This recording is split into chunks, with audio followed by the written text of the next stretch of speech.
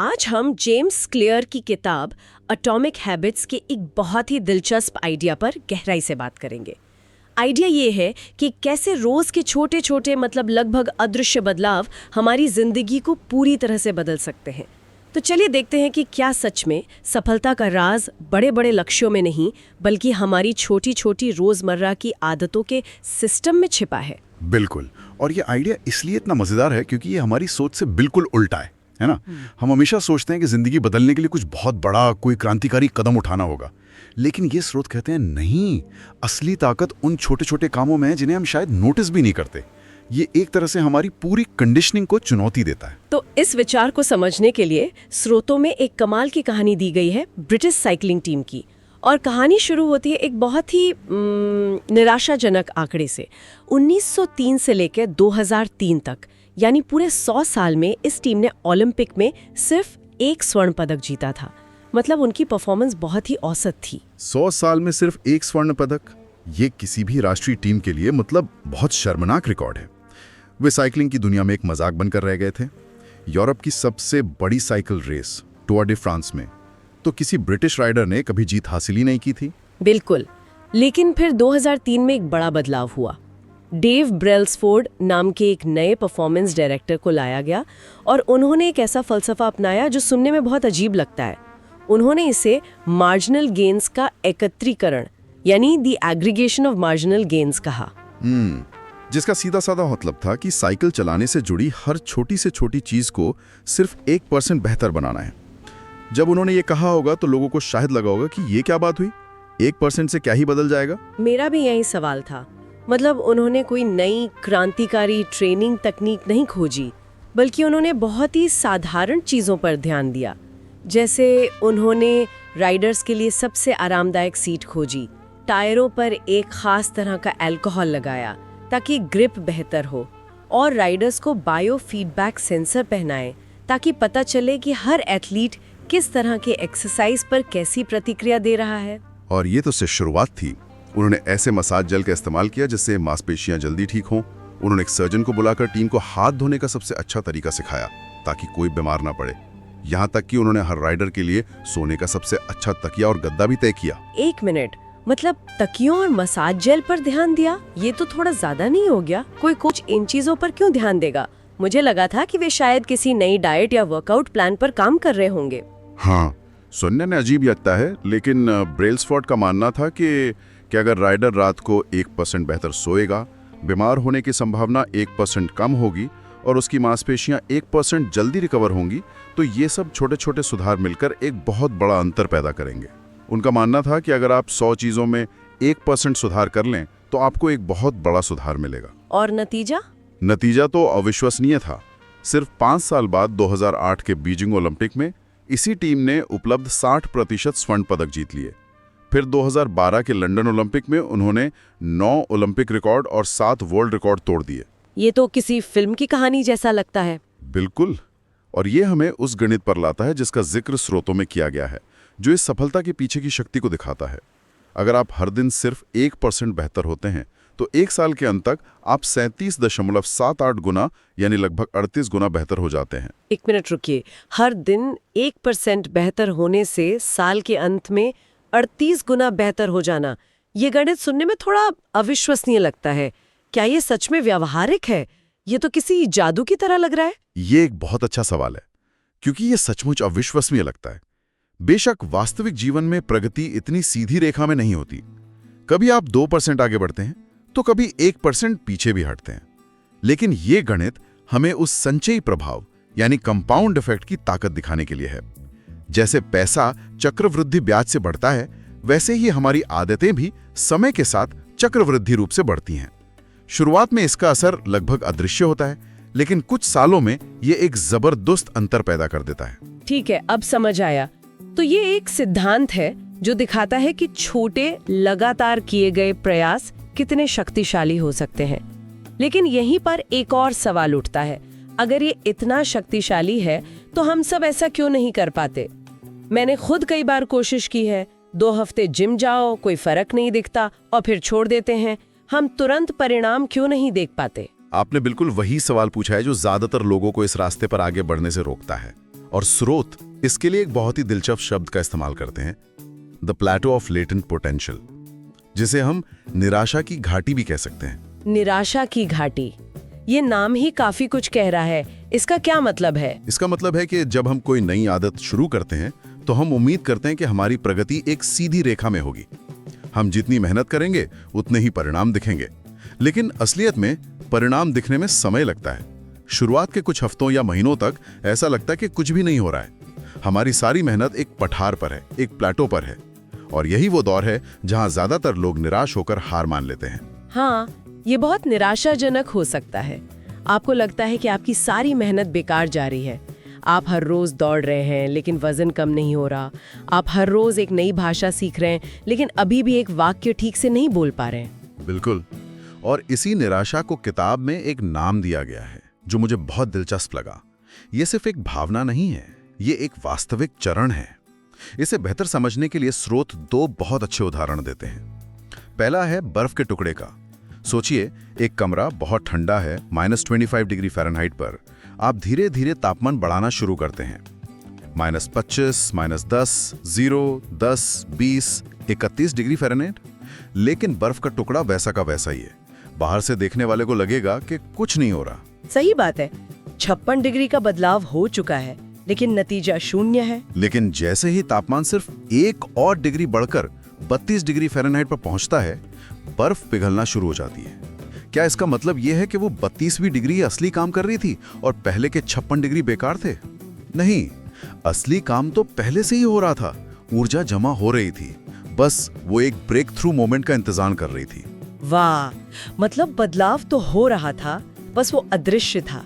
ये सोचने का एक बिल्कुल नया तरीका है। और दूसरा उदाहरण क्या है? दूसरा उदाहरण बांस के पौधे का है, जो और भी ज्यादा प्रभावशाली है। चीनी बांस का पौधा जब लगाया जाता है तो पहले 5 साल तक जमीन के ऊपर कुछ भी नहीं दिखता। आपको बस जमीन की देखभाल करनी होती है, पानी देना होता है। 5 साल तक कोई नतीजा नहीं। 5 साल, इतना धैर्य कौन रखेगा? ज्यादातर लोग तो सोचेंगे कि बीज ही खराब था। सही कहा, लेकिन उन 5 सालों में वो पौधा जमीन के नीचे अपनी जड़ें फैला रहा होता है, एक मजबूत नेटवर्क बना रहा होता है। और फिर 5 साल बाद सिर्फ 6 हफ्तों के अंदर वो 90 फीट तक बढ़ जाता है। सफलता भी अक्सर ऐसी रातों रात दिखती है। लोग सिर्फ उस 90 फीट की ग्रोथ को देखते हैं, उन 5 सालों की अदृश्य मेहनत और जड़ों को नहीं। तो इसका मतलब है कि हमें बस मेहनत करते रहना चाहिए और धैर्य रखना चाहिए। क्या सिर्फ यही समाधान है या फिर हमारी मेहनत की दिशा भी सही होनी चाहिए? आपने बिल्कुल सही सवाल उठाया। सिर्फ धैर्य रखना और कड़ी मेहनत करना काफी नहीं है। और यहीं पर किताब का सबसे बड़ा और शायद सबसे महत्वपूर्ण विचार सामने आता है। लक्ष्यों को भूलकर सिस्टम पर ध्यान केंद्रित करें। लक्ष्यों को भूल जाएं, ये तो हम जो बचपन से सीखते आए हैं उसके बिल्कुल खिलाफ है। हमें तो हमेशा सिखाया जाता है अपना लक्ष्य तय करो, बड़े सपने देखो। बिना लक्ष्य के कोई कैसे आगे बढ़ सकता है? ये एक बहुत बड़ा मानसिक बदलाव है और इसे समझना जरूरी है। स्रोत ये नहीं कहते कि लक्ष्य बेकार हैं। लक्ष्य दिशा तय करने के लिए बहुत अच्छे हैं, लेकिन समस्या तब होती है जब हम सिर्फ और सिर्फ लक्ष्यों पर ही ध्यान देते हैं। स्रोत बताते हैं कि लक्ष्य वो नतीजा है जो आप हासिल करना चाहते हैं, जैसे एक किताब लिखना, और सिस्टम वो प्रक्रिया है जो उस नतीजे तक ले जाती है, जैसे हर रोज 500 शब्द लिखने की आदत। ठीक है, लक्ष्य और सिस्टम का अंतर समझ आया, लेकिन सिस्टम लक्ष्यों से बेहतर क्यों है? इससे कई कारण दिए गए हैं। हिरना और सबसे मजबूत तर्क ये है, जीतने वालों और हारने वालों दोनों के लक्ष्य एक ही होते हैं। ओलंपिक में हर एथलीट स्वर्ण पदक जीतना चाहता है, लेकिन जीतता कोई एक है। हर कंपनी नंबर 1 बनना चाहती है, लेकिन बनती कोई एक है। अगर लक्ष्य ही सफलता की गारंटी होते तो हर कोई सफल होता। असली अंतर उनके सिस्टम में होता है, उनकी रोज की प्रक्रियाओं में। ये जो बहुत शक्तिशाली विचार है, मतलब लक्ष्य सबके पास है, लेकिन जो रोजाना की छोटी छोटी लड़ाइयां जीतता है वही आखिर में जंग जीतता है। बिल्कुल। दूसरा कारण है कि लक्ष्य हासिल करना एक पल की खुशी देता है। सोचिए, आपने महीनों तक मैराथन के लिए ट्रेनिंग की, आप मैराथन दौड़कर खत्म करते हैं, आपको मेडल मिलता है, आप खुश होते हैं। और फिर उसके बाद क्या? ज्यादातर लोग ट्रेनिंग बंद कर देते हैं क्योंकि लक्ष्य तो पूरा हो गया, प्रेरणा खत्म हो जाती है। हाँ, ये तो होता है। जैसे कोई अपना वजन कम करने का लक्ष्य रखता है और 10 किलो कम करने के बाद वापस पुरानी आदतों पर लौट जाता है और वजन फिर बढ़ जाता है। सही पकड़ा। लेकिन अगर आपका लक्ष्य मैराथन दौड़ना नहीं बल्कि एक रनर बनना है और आपका सिस्टम हर रोज दौड़ने का है, तो आप मैराथन के बाद भी दौड़ते रहेंगे। आप प्रक्रिया से प्यार करने लगते हैं, न कि सिर्फ परिणाम से। और तीसरा, लक्ष्य आपकी खुशी को भविष्य पर टाल देते हैं। आप खुद से कहते हैं, जब मैं अपना लक्ष्य हासिल कर लूंगा तब मैं खुश होऊंगा। इसका मतलब है कि आप पूरी प्रक्रिया के दौरान दुखी या असंतुष्ट रहते हैं। तो इसका मतलब ये है कि हमें मंजिल से नहीं बल्कि उस सफर से प्यार करना होगा जो हमें मंजिल तक ले जाता है। सोचिए, अगर किसी को सिर्फ मैराथन जीतने में मजा आता है तो वो जीत के बाद दौड़ना छोड़ देगा। लेकिन अगर किसी को दौड़ने की प्रक्रिया में ही मजा आने लगे तो वो जिंदगी भर दौड़ता रहेगा, चाहे वो मैराथन जीते या ना जीते। Fall to the level of your systems, यानी आप अपने लक्ष्यों के स्तर तक नहीं उठते, आप अपने सिस्टम के स्तर तक गिरते हैं। दबाव में, तनाव में आप वो करते हैं जो आपकी आदत है, न कि वो जो आपका लक्ष्य है। वाह, ये लाइन तो दिमाग में बैठ गई। आप अपने सिस्टम के स्तर तक गिरते हैं। तो इसका मतलब है कि हमें एक ऐसा मजबूत सिस्टम बनाना होगा कि जब हम लड़खड़ाएं भी तो हमारा सिस्टम हमें संभाल ले। एकदम सही। आपका सिस्टम आपका सुरक्षा जाल है। अगर आपका सिस्टम अच्छा है तो परिणाम अपने आप आएंगे। आपको हर समय परिणामों के बारे में चिंता करने की जरूरत नहीं है। ठीक है, तो अब जब हम सिस्टम और छोटी आदतों की बात कर रहे हैं तो किताब के शीर्षक एटॉमिक हैबिट्स पर आते हैं। एटॉमिक शब्द का यहाँ क्या मतलब है? क्या इसका मतलब सिर्फ छोटा है? एक अच्छा सवाल है, क्योंकि इस शब्द के दो गहरे अर्थ हैं। पहला अर्थ वही है जो आप कह रही हैं, छोटा, सूक्ष्म, टाइनी। एक ऐसा बदलाव जो एक परमाणु जितना छोटा हो, जैसे हर रोज सिर्फ एक पेज पढ़ना या सिर्फ एक पुशअप करना। और दूसरा अर्थ क्या है? दूसरा अर्थ मौलिक या बुनियादी है। ठीक एक परमाणु यानी एटम की तरह, जो किसी अणु या पदार्थ की मूल इकाई होता है। देखने में बहुत छोटा, लेकिन उसके अंदर अपार ऊर्जा छिपी होती है और वो एक बड़ी प्रणाली का आधार होता है। तो एटॉमिक आदतें भी वैसी ही हैं। छोटी छोटी आदतें जो हमारे जीवन के बड़े और शक्तिशाली सिस्टम का निर्माण करती हैं। वे हमारे जीवन की मूल इकाइयां हैं। छोटा भी और शक्तिशाली भी, ये तो कमाल का कॉन्सेप्ट है। और स्रोत ये भी बताते हैं कि ये आदतें काम कैसे करती हैं। एक 4 चरणीय प्रक्रिया का जिक्र है ना? हाँ, हालांकि इस पर आगे के अध्यायों में विस्तार से बात की गई है, लेकिन यह समझना जरूरी है कि हर आदत एक लूप का पालन करती है। संकेत, क्यू, लालसा, क्रेविंग, प्रतिक्रिया, रिस्पॉन्स और इनाम, रिवॉर्ड। संकेत आपके दिमाग को एक आदत शुरू करने के लिए ट्रिगर करता है। लालसा उस इनाम की चाहत है। प्रतिक्रिया वह आदत है जो आप करते हैं और इनाम आपकी लालसा को शांत करता है और आपके दिमाग को सिखाता है कि यह लूप दोबारा दोहराने लायक है। यह हर आदत की रीढ़ की हड्डी है। तो अगर हम इस लूप को समझ जाएं तो हम अपनी आदतें बना भी सकते हैं और तोड़ भी सकते हैं। ये सिस्टम बनाने का एक व्यवहारिक तरीका लगता है। बिल्कुल, यह मनोविज्ञान है जिसके आधार पर आदतें काम करती हैं। ठीक है, तो आज की इस चर्चा से कुछ बहुत ही मजबूत विचार सामने आए हैं। पहला, 1% रोज बेहतर होने की शक्ति को कभी कम मत समझो। ब्रिटिश साइकिलिंग टीम की कहानी दिखाती है कि छोटे छोटे सुधार समय के साथ मिलकर पहाड़ जैसा अंतर पैदा कर सकते हैं। दूसरा, धैर्य रखें और प्रक्रिया पर भरोसा करें। जब आपको लगे कि कुछ नहीं हो रहा है तो याद रखें कि आप शायद निराशा की घाटी में हैं और आपका ब्रेक थ्रू मोमेंट बस आने ही वाला है, ठीक उस बर्फ के टुकड़े की तरह जो 31 डिग्री पर भी जमा रहता है। और तीसरा, और शायद सबसे जरूरी, अपने लक्ष्यों से अपना ध्यान हटाकर अपने सिस्टम पर केंद्रित करें। लक्ष्य आपको दिशा दे सकते हैं, लेकिन एक मजबूत सिस्टम ही है जो आपको हर रोज प्रगति कराएगा और आपको वहां ले जाएगा जहां आप पहुंचना चाहते हैं। बिल्कुल। और अंत में स्रोत हमें एक बहुत ही शक्तिशाली और सोचने पर मजबूर करने वाले विचार के साथ छोड़ते हैं। वे कहते हैं कि अगर आप ये जानना चाहते हैं कि आपकी जिंदगी 5 या 10 साल बाद कैसी होगी, तो आपको किसी ज्योतिषी के पास जाने की जरूरत नहीं है। बस अपनी आज की छोटी छोटी आदतों की दिशा देखिए। ये सच में एक सोचने वाली बात है। मतलब हमारी आज की खाने की आदतें हमारे भविष्य के स्वास्थ्य का निर्माण कर रही हैं। हमारी आज की सीखने की आदतें हमारे भविष्य के ज्ञान का निर्माण कर रही हैं।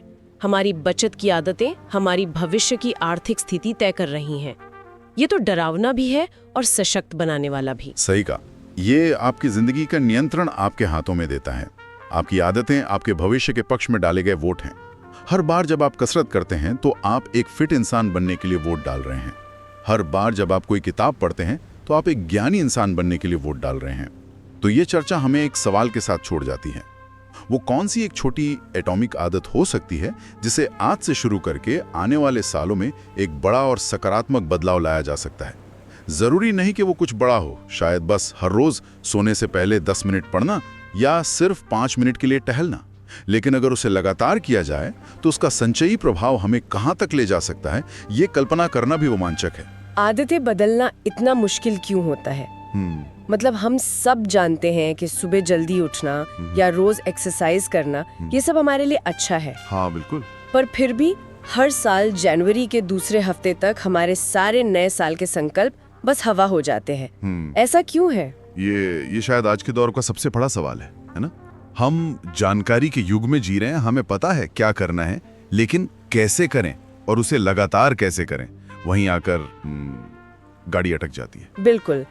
और आज हम इसी लड़ाई को जीतने का एक तरीका खोजने वाले हैं। हमारे पास जेम्स क्लियर की मशहूर किताब एटॉमिक हैबिट्स के दूसरे अध्याय से जुड़े कुछ बहुत ही दिलचस्प नोट्स हैं।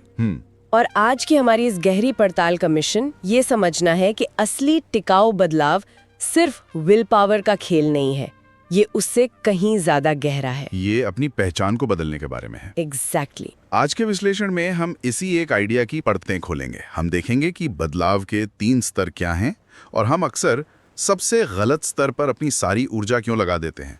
और ये भी समझेंगे कि पहचान आधारित आदतें सिर्फ एक फैंसी शब्द नहीं है, बल्कि एक मनोवैज्ञानिक हकीकत है। और सबसे जरूरी, इसे अपनी जिंदगी में लागू करने का एक प्रैक्टिकल तरीका भी जानेंगे। अक्सर हम सोचते हैं मुझे वजन कम करना है या एक किताब खत्म करनी है, लेकिन आज के स्रोत हमें बता रहे हैं कि ये शुरुआत ही गलत है। असली सवाल ये नहीं है कि मुझे क्या पाना है, बल्कि ये है कि मैं किस तरह का इंसान बनना चाहता हूँ। हाँ, चलिए आज इसी सवाल में गहराई से उतरते हैं। तो स्रोतों के मुताबिक बदलाव बदलने के 3 स्तर होते हैं। 3 लेयर्स। हाँ बिल्कुल, एक प्याज की परतों की तरह बताया गया है। सबसे बाहरी परत है परिणाम, यानी आउटकम्स। अच्छा, यानी वो चीज जो हम पाना चाहते हैं। हाँ, वजन कम करना, प्रमोशन पाना, एक किताब पब्लिश करना। और शायद 99% लोग अपनी यात्रा यहीं से शुरू करते हैं। उनका पूरा ध्यान उस नतीजे पर होता है। बिल्कुल। फिर आती है दूसरी परत, जो है प्रक्रियाएं, यानी प्रोसेसेस। ये वो काम है जो हम करते हैं। हाँ, जैसे जिम जाना, एक नया डाइट प्लान फॉलो करना या हर रोज 500 शब्द लिखना। हम सोचते हैं कि अगर सिस्टम सही हो गया तो परिणाम अपने आप आ जाएगा। जो कि कुछ हद तक सही भी है और इस पे बात हुई भी थी। एक अच्छा सिस्टम होना जरूरी है, लेकिन कहानी की असली जड़ वो इससे भी गहरी है। और वही है तीसरी सबसे अंदरूनी परत, पहचान, आइडेंटिटी। ये वो मान्यताएं हैं जो हम अपने बारे में रखते हैं, हमारी आत्म छवि, हमारे विश्वास। जैसे ये मानना कि मैं एक स्वस्थ व्यक्ति हूँ, या इसके ठीक उल्टा, मैं कभी सुबह जल्दी नहीं उठ सकती, मैं तो नाइट पर्सन हूँ। और यहीं पर, जैसा कि स्रोत बताते हैं, सबसे बड़ी गड़बड़ होती है। कहाँ पर? हम बाहर से अंदर की ओर बदलने की कोशिश करते हैं। हम सोचते हैं कि अगर हमें परिणाम मिल गया, मान लीजिए वजन कम हो गया, तो हम एक स्वस्थ प्रक्रिया अपनाएंगे, मतलब डाइट करते रहेंगे, और तब जाकर शायद हम खुद को एक स्वस्थ पहचान वाला इंसान मानेंगे। लेकिन एक मिनट रुकिए, क्या ये सच नहीं है कि ज्यादातर लोग परिणामों से ही प्रेरित होते हैं? अगर मुझे वजन कम होता हुआ नहीं दिखेगा तो मैं जिम क्यों जाऊंगी? पहचान के बारे में सोचना थोड़ा किताबी या फिलोसॉफिकल नहीं लगता। असल दुनिया में तो नतीजे ही मायने रखते हैं, है ना? नहीं, ये बात तो बिल्कुल सही है, और ये बिल्कुल सच है कि नतीजे हमें शॉर्ट टर्म मोटिवेशन देते हैं, लेकिन स्रोत हमें उस चीज के बारे में बता रहे हैं जो लंबे समय तक टिकती है। अच्छा, सोचिए, क्या होता है जब नतीजे आने बंद हो जाते हैं, या जब आप एक मैराथन दौड़ लेते हैं जो आपका लक्ष्य था, उसके बाद क्या? लोग वापस अपनी पुरानी आदतों में लौट जाते हैं। क्योंकि उनका लक्ष्य पूरा हो गया, लेकिन उनकी पहचान नहीं बदली। असली समस्या ये है कि अगर आपकी पहचान आपके लक्ष्य के खिलाफ है, जैसे आप खुद को एक अनुशासनहीन व्यक्ति मानते हैं, तो दुनिया का कोई भी प्रोडक्टिविटी हैक लंबे समय तक काम नहीं करेगा। आपका सिस्टम आपकी पहचान से टकराएगा, और इस लड़ाई में पहचान हमेशा जीतती है। ये बात तो सोचने वाली है। मतलब हम अपनी इच्छा शक्ति से अपनी ही मूल धारणाओं के खिलाफ लड़ रहे होते हैं। ये तो हारने के लिए बनी लड़ाई लगती है। बिल्कुल, आप अपनी पहचान के स्तर से ऊपर नहीं उठ सकते। इस पहचान वाली बात को और अच्छे से समझने के लिए स्रोतों में एक बहुत ही दमदार उदाहरण दिया गया है। हाँ, वो सिगरेट वाला। हाँ, 2 लोग हैं, दोनों सिगरेट छोड़ने की कोशिश कर रहे हैं। किसी ने पहले व्यक्ति को सिगरेट ऑफर की और उस व्यक्ति ने जवाब दिया, नहीं धन्यवाद, मैं छोड़ने की कोशिश कर रहा हूँ। सुनने में तो ये बहुत ही वाजिब और सही जवाब लगता है। वो ईमानदार है, वो कोशिश कर रहा है, इसमें क्या गलत है? ऊपरी तौर पर कुछ भी गलत नहीं है, लेकिन अब दूसरे व्यक्ति का जवाब सुनिए। जब उसे सिगरेट ऑफर की गई तो उसने कहा, नहीं धन्यवाद, मैं धूम्रपान नहीं करता। हाँ। ओके, मैं कोशिश कर रही हूँ और मैं नहीं करती। हाँ। इन दोनों में बहुत बड़ा फर्क है। जमीन आसमान का। हाँ। पहला व्यक्ति अभी भी अपनी पहचान को एक धूम्रपान करने वाले के रूप में देख रहा है, जो एक मुश्किल काम करने की कोशिश कर रहा है। उसका मूल विश्वास नहीं बदला है। उसके लिए सिगरेट को मना करना एक त्याग है, एक संघर्ष है। लेकिन दूसरा व्यक्ति, उसने अपनी पहचान बदल ली है। हाँ, वो अब एक गैर धूम्रपान करने वाला है। सिगरेट को मना करना उसके लिए संघर्ष नहीं है, ये तो उसके पहचान का एक स्वाभाविक हिस्सा है। ये सिर्फ शब्दों का खेल नहीं है, ये एक मानसिकता का गहरा बदलाव है। ये पहचान आधारित बदलाव का सबसे सटीक उदाहरण है। हाँ। ये मुझे मेरे एक दोस्त की याद दिलाता है। उसने 100 बार छोड़ने की कोशिश की और हमेशा कहता था, मैं कल से नहीं पीऊंगा। लेकिन जब एक दिन उसने खुद से कहना शुरू किया, मैं अब स्मोकर नहीं हूँ, तो कुछ हफ्तों में ही सब बदल गया। तो इसका मतलब है कि जब तक आप खुद को उस व्यक्ति के रूप में नहीं देखते जो आप बनना चाहते हैं, तब तक आपकी सारी कोशिशें एक लड़ाई जैसी महसूस होंगी। और इच्छा शक्ति वो एक सीमित संसाधन है, आपके फोन की बैटरी की तरह, जो दिन भर में खत्म हो जाती है। आप हर रोज अपनी ही पहचान से लड़ाई नहीं लड़ सकते। सही बात है। लेकिन जब कोई काम आपकी पहचान का हिस्सा बन जाता है तो लड़ाई खत्म हो जाती है। एक एथलीट को ट्रेनिंग के लिए मोटिवेशन नहीं चाहिए होता, वो ट्रेनिंग करता है क्योंकि वो एक एथलीट है। यहीं पर जेम्स क्लियर का वो सबसे महत्वपूर्ण विचार सामने आता है कि आपकी हर क्रिया उस व्यक्ति के पक्ष में एक वोट है जो आप बनना चाहते हैं। हाँ, और इसकी सबसे अच्छी बात यह है कि बहुत ही सरल है। इसे ऐसे समझिए कि आप अपनी नई पहचान के लिए एक चुनाव लड़ रहे हैं और आपका हर छोटा बड़ा काम एक वोट की तरह है। ये सोचना कितना शक्तिशाली है। जब आप सुबह उठकर सिर्फ 5 मिनट के लिए भी स्ट्रेचिंग करती हैं, तो आप सिर्फ स्ट्रेचिंग नहीं कर रही, आप उस इंसान के लिए वोट डाल रहे होते हैं जो अपनी सेहत की परवाह करता है। वो एक छोटा सा वोट है, लेकिन वो उस दिन का पहला सबूत है कि आप बदल रही हैं। बिल्कुल, जब आप जंक फूड खाने की बजाय सलाद चुनते हैं, तो ये स्वस्थ व्यक्ति के लिए एक और वोट है।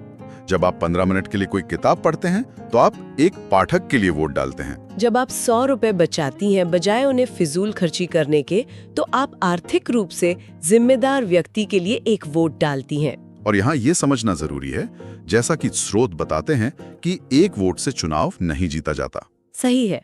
एक बार जिम जाने से आप फिट नहीं हो जाते, या एक पैराग्राफ लिखने से आप बेस्ट सेलर लेखक नहीं बन जाते। नहीं, बिल्कुल नहीं। परफेक्ट होने की जरूरत नहीं है, बस आपको अपनी पुरानी पहचान से ज्यादा वोट अपनी नई पहचान के लिए डालने हैं। अगर आपने दिन में 5 बार सही चुनाव किया और 2 बार गलत, तो भी आप जीत रहे हैं। ये तो बहुत बड़ी राहत की बात है, क्योंकि परफेक्शन का दबाव ही अक्सर हमें कुछ भी शुरू करने से रोक देता है। ठीक यही बात है। ये ऑल और नथिंग वाली सोच को तोड़ता है। हर छोटा कदम मायने रखता है, क्योंकि हर छोटा कदम एक वोट है। ठीक है, ये सिद्धांत तो समझ में आ गया, और ये वोट वाला आइडिया वाकई कमाल का है। लेकिन अब सवाल ये है कि इसकी शुरुआत कैसे करें। स्रोत इस पर एक बहुत ही सरल 2 चरणीय प्रक्रिया बताते हैं, और इसकी खूबसूरती इसकी सादगी में ही है। पहला चरण, तय करें कि आप किस तरह का व्यक्ति बनना चाहती हैं। यहाँ परिणामों पर ध्यान नहीं देना है, जैसे मुझे 10 किलो वजन कम करना है, बल्कि पहचान पर ध्यान देना है। यानी खुद से पूछें, एक फिट इंसान कैसा होता है, एक अच्छा लेखक क्या करता है। तो पहचान हो सकती है, मैं एक पाठक हूँ या मैं एक एथलीट हूँ। हाँ, और दूसरा चरण, इसे छोटी छोटी जीतों से खुद को साबित करें, वोट डालना शुरू करें। अपनी नई पहचान के लिए सबूत इकट्ठा करना शुरू करें। अगर आप एक पाठक बनना चाहती हैं, तो 30 किताबें पढ़ने का लक्ष्य मत बनाइए। वो डरावना लग सकता है। हाँ, बस 1 पेज पढ़िए। आज रात सोने से पहले सिर्फ 1 पेज। ये एक वोट है। और अगर आप एक फिट व्यक्ति बनना चाहते हैं, तो मैराथन दौड़ने का मत सोचिए, आज बस 5 पुशअप करें, ये एक और वोट है। ये छोटी जीत का मनोविज्ञान बहुत महत्वपूर्ण है। हाँ, हर छोटा काम आपके दिमाग में एक फीडबैक लूप बनाता है। आदत, मतलब मैंने एक पेज पढ़ा। और उससे पहचान को मजबूती मिलती है। हाँ, मैं सच में एक पाठक हूं। ये बहुत शक्तिशाली है। धीरे धीरे आपको इन कामों के लिए मोटिवेशन की जरूरत नहीं पड़ती। आप बस वही करते हैं जो उस तरह का व्यक्ति करता है। जैसा कि क्लेयर कहते हैं, लक्ष्य किताब पढ़ना नहीं है, लक्ष्य एक पाठक बनना है। बिल्कुल। एक बार आप पाठक बन गए तो किताबें पढ़ना एक स्वाभाविक परिणाम होगा, एक साइड इफेक्ट। लेकिन यहाँ एक विरोधाभास सा नहीं लगता? एक मिनट रुकिए, तो आप कह रहे हैं कि मुझे पहले ये तय करना होगा कि मैं एक स्वस्थ व्यक्ति हूँ और फिर मैं स्वस्थ काम करूंगी। ये तो उल्टा लगता है। क्या काम करने से पहचान नहीं बनती? अगर मैंने कभी दौड़ नहीं लगाई तो मैं खुद को धावक कैसे मान लूं? ये तो खुद से झूठ बोलने जैसा नहीं हुआ? ये एक बेहतरीन सवाल है और ये इस अध्याय के सबसे गहरे हिस्से की ओर ले जाता है। ये क्लासिक मुर्गी और अंडे वाली समस्या है। अच्छा। और जवाब ये है कि ये एक दो तरफा चक्र है। स्रोत में एक वाक्य है। अच्छा। आपकी पहचान आपकी आदतों से उभरती है। अच्छा, तो ये एक तरफा रास्ता नहीं है? बिल्कुल नहीं। ये एक लगातार चलने वाला फीडबैक लूप है। आप एक छोटी सी मान्यता से शुरू करते हैं, मैं एक स्वस्थ व्यक्ति बनना चाहता हूँ। ये इरादा है। हाँ, ये आपका इरादा है। फिर आप उस इरादे को साबित करने के लिए एक छोटा सा काम करते हैं। आप 5 पुशअप करते हैं। ये आपका वोट है। ठीक है। उस काम को करने से आपका विश्वास थोड़ा सा मजबूत होता है। हाँ, मैंने आज कुछ स्वस्थ किया, शायद मैं ये कर सकता हूँ। फिर आप अगले दिन फिर से 5 पुशअप करती है और विश्वास और बढ़ता है। धीरे धीरे जैसे जैसे आप इन छोटी आदतों को दोहराते जाते हैं, आपकी पहचान मैं एक स्वस्थ व्यक्ति बनना चाहता हूँ से बदलकर मैं एक स्वस्थ व्यक्ति हूँ हो जाती है। तो आपकी आदतें आपकी पहचान को आकार देती हैं और आपकी पहचान आपकी आदतों को प्रेरित करती है। ये एक साइकिल की तरह है। ठीक यही बात है। आदतें और पहचान एक दूसरे को पोषित करती हैं। इसीलिए सही क्रम इतना महत्वपूर्ण है। गलत क्रम क्या है? गलत क्रम है, हम पहले परिणाम चाहते हैं, फिर उसके लिए प्रक्रिया अपनाते हैं और तब शायद बहुत समय बाद हम अपनी पहचान बदलते हैं। ये बहुत मेहनत वाला रास्ता रखता है। हाँ, जबकि सही क्रम इसके ठीक उल्टा है। पहले पहचान चुनें, मैं एक स्वस्थ व्यक्ति हूँ, फिर उस व्यक्ति की तरह काम करें और परिणाम स्वरूप आपको अपने आप वांछित परिणाम मिल जाएगा। परिणाम लक्ष्य नहीं बल्कि आपकी नई पहचान का एक साइड इफेक्ट बन जाता है। और ये सोच आपको असफलता से भी बचाती है। अगर आपका लक्ष्य 10 किलो वजन कम करना है और आप सिर्फ 8 किलो कम कर पाते हैं तो आप असफल महसूस करेंगे। लेकिन अगर आपकी पहचान एक स्वस्थ व्यक्ति बनने की है और आप स्वस्थ आदतें अपना रहे हैं तो आप हर दिन जीत रहे हैं। तो आज की हमारी इस पूरी चर्चा का सार ये है कि अगर हम अपनी आदतों को स्थायी रूप से बदलना चाहते हैं तो हमें परिणामों या प्रक्रियाओं के जुनून से बाहर निकलना होगा। हमें अपनी पहचान पर ध्यान केंद्रित करना होगा। हमें खुद से ये पूछना होगा कि हम किस तरह का इंसान बनना चाहते हैं और फिर छोटे लगातार कामों के माध्यम से उस पहचान के पक्ष में वोट डालना शुरू करना होगा। ये सिर्फ आदतों को बदलने के बारे में नहीं है, ये खुद को बदलने के बारे में है, एक समय में एक छोटे से काम के साथ। हर बार जब कोई छोटा सा सही काम किया जाता है, चाहे वो एक गिलास पानी पीना हो या 5 पुशअप करना, तो ये खुद को ये सबूत देना है कि बदलाव संभव है। हाँ, कि वो व्यक्ति बना जा सकता है जो बनने की इच्छा है। ये खुद को ये बताने का तरीका है कि हाँ, मैं उस तरह की इंसान हूँ। अंत में हम श्रोताओं के लिए एक विचार छोड़ना चाहेंगे जिस पर हमने अभी बात की है।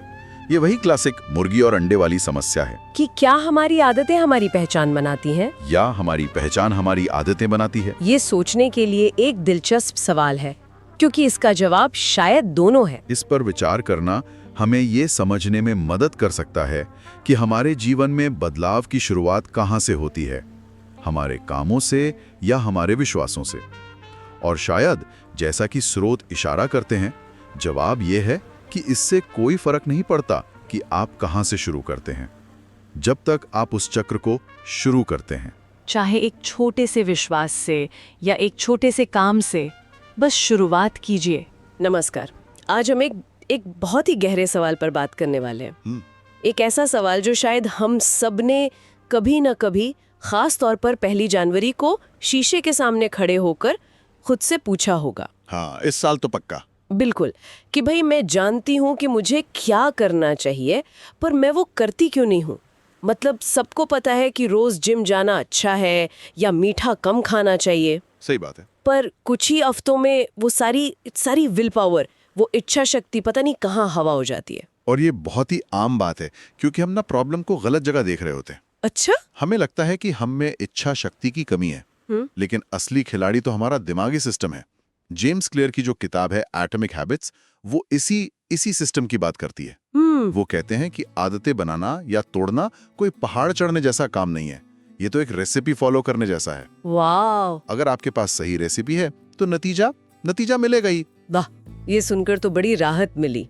मतलब गलती मेरी नहीं, मेरे तरीके की है। बिल्कुल। तो आज का मिशन साफ है, हम उस रेसिपी को समझने वाले हैं। हम जेम्स क्लियर के उस 4 कदम वाले मॉडल की चीरफाड़ करेंगे, जो हर आदत के पीछे काम करता है, चाहे वो अच्छी हो या बुरी। हाँ, चाहे वो सुबह उठकर दौड़ने की अच्छी आदत हो या रात को घंटों फोन स्क्रॉल करने की बुरी आदत। हम सिर्फ क्या पर नहीं रुकेंगे, हम कैसे और क्यों की तह तक जाएंगे। बिल्कुल। और हम ये भी देखेंगे कि कैसे दिमाग, जो असल में एक बहुत आलसी अंग है हाँ, और हमेशा एनर्जी बचाने के रास्ते ढूंढता है, उसे ही हम अपनी आदतें बदलने के लिए कैसे इस्तेमाल कर सकते हैं। तो चलिए आदतों के उस छुपे हुए ब्लूप्रिंट को उजागर करते हैं। ठीक है, तो ये जो ब्लूप्रिंट है या ये रेसिपी, इसका पहला कदम क्या है? कहाँ से शुरू होती है कोई भी आदत? हर आदत की शुरुआत होती है एक संकेत से। अंग्रेजी में इसे कहते हैं क्यू। हाँ, ये एक ट्रिगर है, कुछ भी हो सकता है। आपके फोन पर आया एक नोटिफिकेशन, घड़ी में 6 बजना या कॉफी की खुशबू।